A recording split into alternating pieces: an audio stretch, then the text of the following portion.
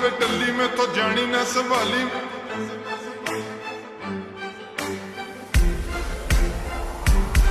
ਉਹ ਕੁੜੀ ਦਾਰੂ ਪੀਂਦੀ ਬਾਲੀ ਤੋਂ ਲਾਲ ਟੌਪ